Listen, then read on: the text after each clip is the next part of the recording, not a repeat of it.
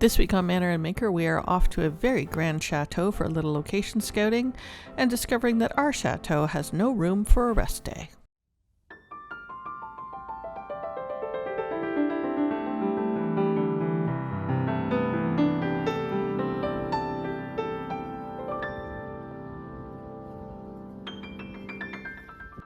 So, where have we come today? We are out at Jumilhac-le-Grand, which is a large Gothic medieval chateau not too far from us. And we are out location scouting because our Fairy Life people are coming back next year. Yeah, they've asked us to look for something with a different vibe for next year's photography. A little fall, a little bit more witchy, a little bit more autumn themes. And these guys, the previous owners here, were really into alchemy. Yeah. And so there's all kind of alchemical symbols worked into the architecture of the roofline. It's such a cool Gothic chateau as well. It's got all sorts of turrets and roof lines and all sorts of fun stuff, and it's really fortified, which is kind of cool. In fact, you can see the giant wall that's built in front of there. They definitely didn't want people seeing what was going on behind those walls. Absolutely not. And today it's a little easier to keep those people out. I mean, they could have just used Surfshark. Exactly. These days it's more about keeping people or hiding what you're doing from all those people peeking in on the internet. So we recommend Surfshark for protecting your information and protecting yourself whilst you are traveling. I mean, by all means, build a big wall as well, but we think the digital approach is easier. Thanks to Surfshark for sponsoring today's video. Thanks, Surfshark. A VPN is a virtual private network that protects your online information from prying eyes. With one tap, it encrypts everything you're doing online, like donning a cloak of invisibility for your internet activity. Whether you're uploading photos to the cloud, checking your business emails, or just browsing Pinterest at 2 a.m. Plus, with unlimited devices, you can protect your laptop, phone, and tablet all at once. And here's a little bonus. Sometimes when you're traveling, certain websites or apps just don't work. Whether it's accessing your banking services safely, streaming your favorite shows, or even just trying to post Instagram stories while abroad. Surfshark servers in over 100 countries mean you can virtually travel to any realm, country, whenever you need to access something that's being finicky. Plus, you can add even more protection with Surfshark's other services like antivirus for powerful device protection that secures everything from your webcam to your files. Surfshark comes with a 30-day money-back guarantee, so you can try it risk-free on your next creative journey. Go to surfshark.com/manor&maker or use code manor&maker at checkout for 4 extra months of Surfshark VPN. All right, now that we're inside the wall, I'm feeling a lot safer, aren't you? I am. Just like the protection of being behind a firewall with your VPN. Exactly.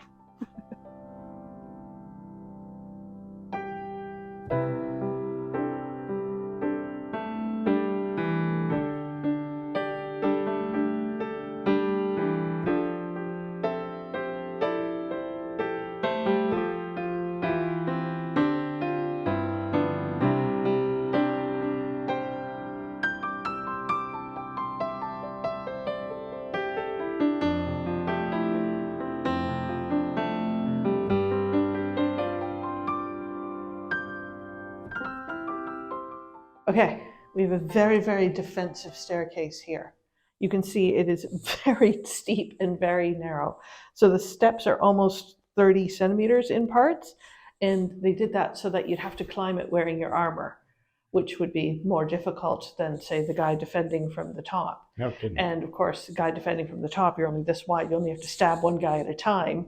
And then if you get killed, you just fall on top of the other guys, and then the next guy takes your place. So it's like super defensive. And I was just reading these walls. I thought we had thick walls. These are more than 4 meters thick. That is absolutely mental. Well, that should hold it up. Well, hopefully not for another day or two. Yeah. Yeah, it's a crazy staircase. So as we mentioned, this place is all about alchemy. They were really into thinking that they could transmute metals into gold and other things. And part of that was this idea of the philosopher's stone that would enable you to do these things. Mm-hmm. And apparently the back of this fireplace has an 8-pointed star on it, and that means that they found the philosopher's stone. All right. So I think someone was maybe playing jickery-pokery with the truth a little bit, but man, they wanted to convince people that they had loads of gold. Well, I like the Harry Potter reference on that one too, with the Philosopher's Stone. I'm not sure which of those came first. Anyone? Anyone? Yeah. I think this chateau is a little older than. A little bit. Yeah. Yeah, very cool. And who's this fine gentleman above us here? That is, of course, Henry IV, who is the son of Francois Premier, who is the guy on our fireplace. So we've got like fireplace. And for those of us who come to our place and watch Ever After because of all the connections, that's the guy running around, getting into trouble with Drew Barrymore. There you go. I want you to imagine that for 30 years, this is your whole world. This is it. This is your room. This is everywhere you get to be for 30 years. Yeah, that's that. It makes me claustrophobic just thinking. You can see the beautiful artwork on the walls here. The whole ceiling is covered in artwork. Oh, but it's a small room. It is a small room. You get a sense of it. Just how tiny that bed is, for example. Yeah. I'm not getting it. Let's put it that way. Yeah.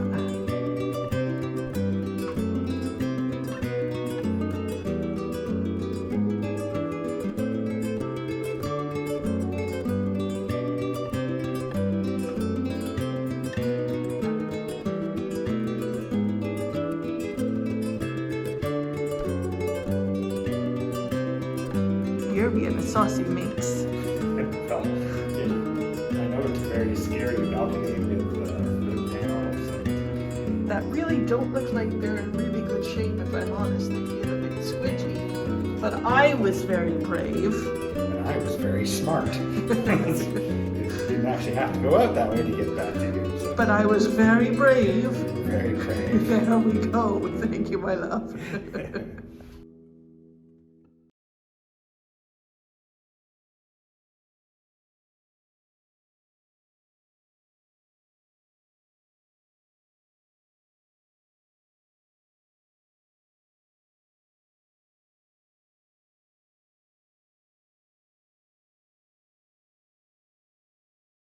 Sarah's always telling me that she wants one of these. If you're unfamiliar with it, it is called a sedan chair. And the 4 brackets that you see on the exterior there would have been for large timber and would have been carried on the shoulders by 4 people. And the person would ride in comfort in there. This is obviously before the horse carriage and modern vehicles. So yes, a luxurious way to be carted around your kingdom.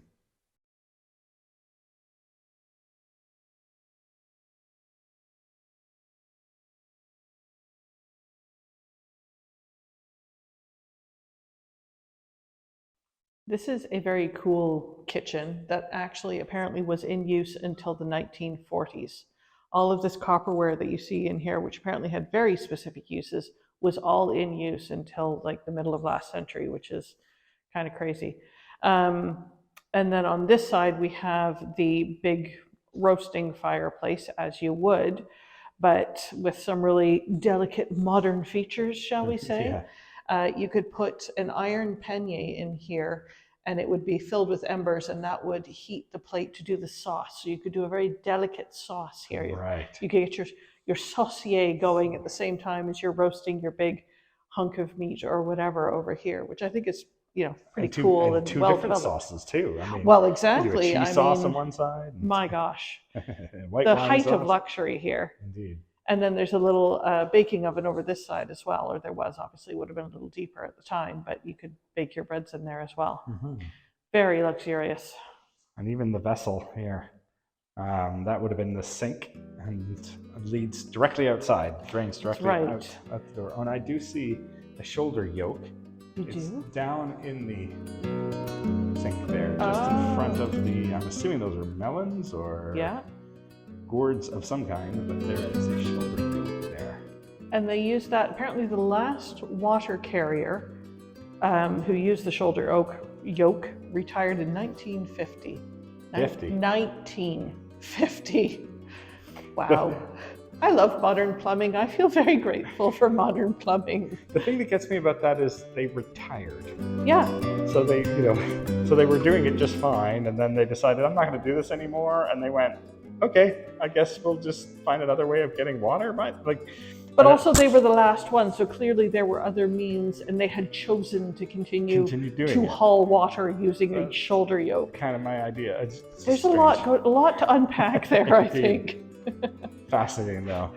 And this apparently was a measuring device for grains and liquids. Is that what I heard? That's what I heard. Hectoliter? Hectoliter, there you go. Yeah.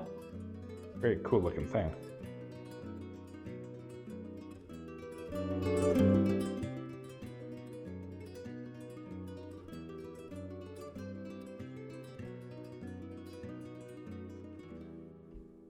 I'd forgotten about this room. The last time we were here with Ryan and Mum, and they had the torches going and everything, and this room was full of smoke from the torches because they were live torches. Yeah.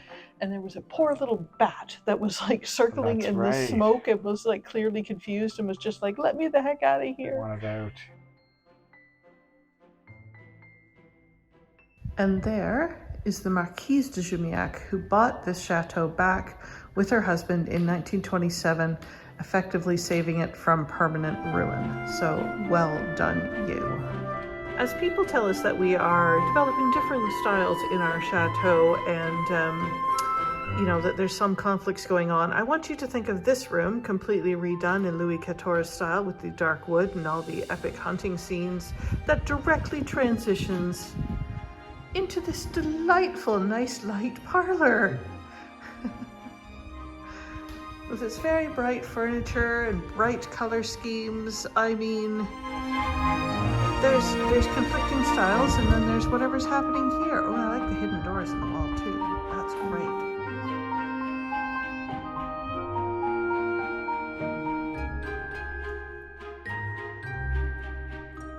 So this is much later than the one we were just in. It's still 200 square meters. We're into the early 1800s here. Right. And it just shows how architecture progressed in that period, you know, in terms of letting in more light and structural openness. And also when you don't have the advent of war hanging over you all the time. Yeah. Things get brighter and jovial.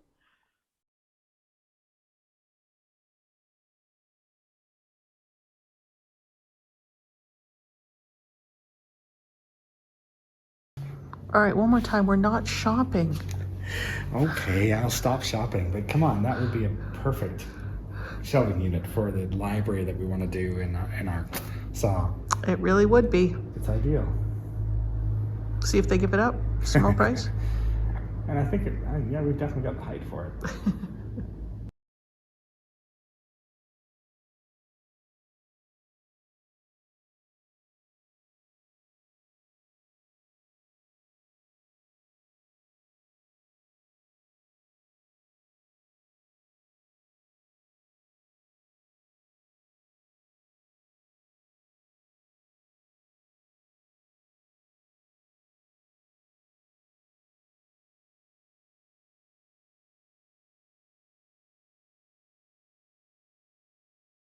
So there we go. There's the Chateau de Jumilhac. Yeah, we enjoyed that very much. Yeah. It's been a while since we've been here, and it was fun to relive that. Indeed. So, yeah, I'd forgotten about how great the great rooms were. And I think that certainly fits the vibe that we're potentially looking for. Yeah. I mean, we're going to look for other things, but this was our first thought. So, yeah, what do you guys think? Oh, do we have to go visit more chateaux? Is that what you're saying? Oh, what a shame. Oh, well, there we go. There was Jumilhac. Good fun. Good morning, everyone. Walking down my road because we just got a call from the mayor, which is often a good thing, but perhaps not in this case. There has maybe been a problem with our wall. So let's go down and figure out what's happened. Oh, yep, there it is. So we've known about these bulges for a while, and we were hoping that we would have time to fix them over the winter. But no. It's the last day of our last retreat. We make plans And the chateau makes plans. Yeah. Well, this ain't good. Yeah, I think Sarah showed you a bit of the wall collapsing here. We knew that this wall wasn't in the best of shapes. We were really hoping it would hang on a little longer. So this is definitely something we're gonna have to deal with. For now, it's okay. At least we've got them off the road. But yeah, definitely going to be a problem to solve sooner rather than later. Not even sure where to begin with this one, to be fair. I've never actually done a dry stone wall. Yeah, I think we need to get some experts. You can see how big a wall this is. So this is the retaining wall that runs along our property from the gate all the way along into the village. And there's the collapse section, but I think the rest of it is in pretty rough shape too. You can see a lot of holes and a lot of vines on this wall. So Anyway, we're down here. We are we're disturbing the dogs, our neighbors' dogs, unfortunately. So there's going to be dog noise in the background. They're doing their job like good doggos. yeah, they're protecting their land. Yeah, but we knew, like, you can see quite clearly that it is overgrown, that it's bulging in several sections, and you know, it's an old wall. It's done quite well. It's also a dry stone wall. So Yeah. interestingly, this part has mortar in it. Whether that had collapsed at some point and was reinforced, not sure.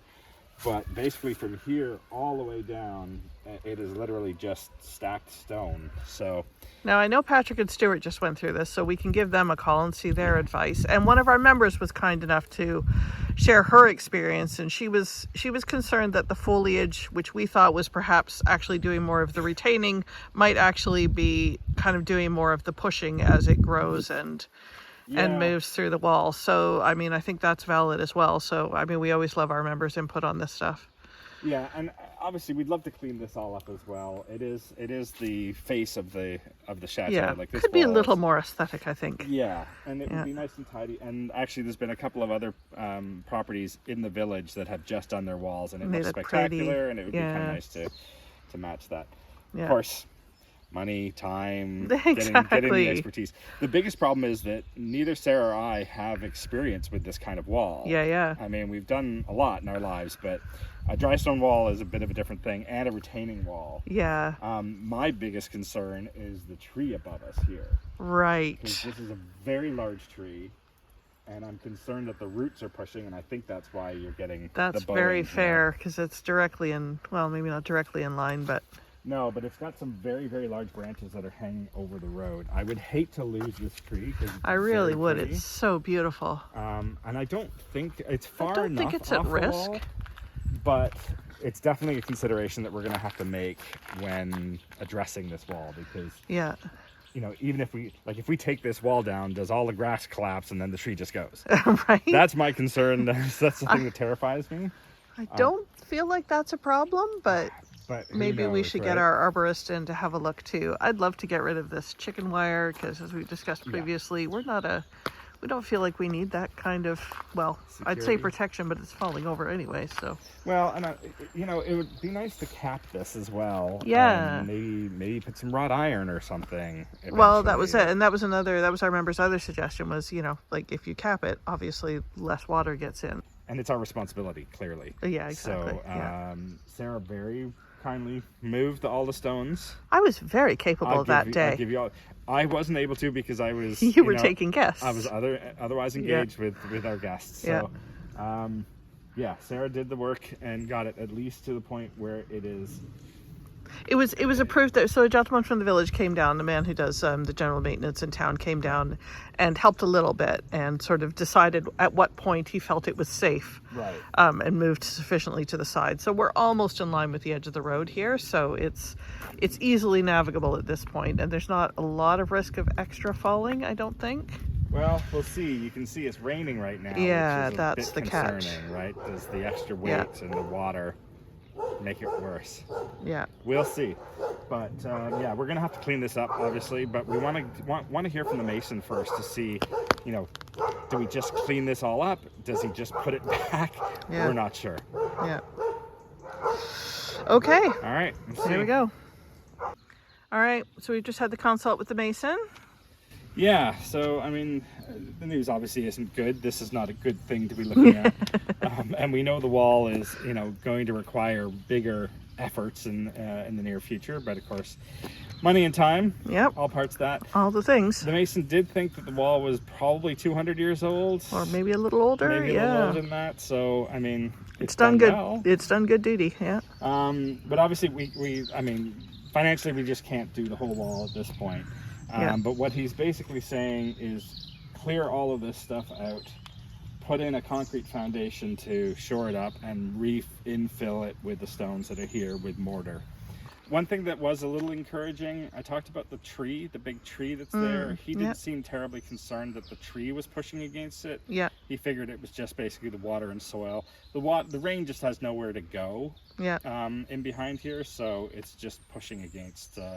And on behalf of Betty, our member, I asked about the vegetation and whether it was better to remove it or leave it, and he said it's basically, at this point, it's better not to remove it because it is holding some of it together, but long term we should get it off because obviously, as Betty suspected, it's holding moisture against the rock and causing it to crumble. So we always appreciate the member input on that. Yeah, because it's literally affecting the stone itself. Exactly. Because you're holding water against the stone, the stone eventually breaks down. He pulled a bit of moss off and it pulled some rock with it. Thank you to everybody who is our patron, and of course everybody who comes to the retreats. Yeah, exactly. That's our business plan. This is it's starting to work. We're really excited to be continuing on, and hopefully as we progress, bigger projects can get done. Exactly. It's a win-win. Everybody comes and has a good time, and we get to maintain this historic property. That's it, and bring more people. Exactly. And we restore more, and then we bring more people, and Everybody, see how this works. Come and do your geeky thing with us. Yeah, this is nothing new. Yeah. Anyway, so that's kind of the situation we're in right now. So the mason is going to give us a quote on the work that needs to get done, at least to shore it up for now, and we'll see how that goes. Sounds good. All right. Oh yeah, and it's like and subscribe time. Don't forget to do that. We're almost caught up again. We could be back on schedule soon, but also the new retreats are coming out. So if you want first glimpse, then subscribe to our newsletter on manor&maker.com. We got all sorts of fun stuff coming next year. So yeah, we'd love to see you guys here. Thanks everyone. Have a great week.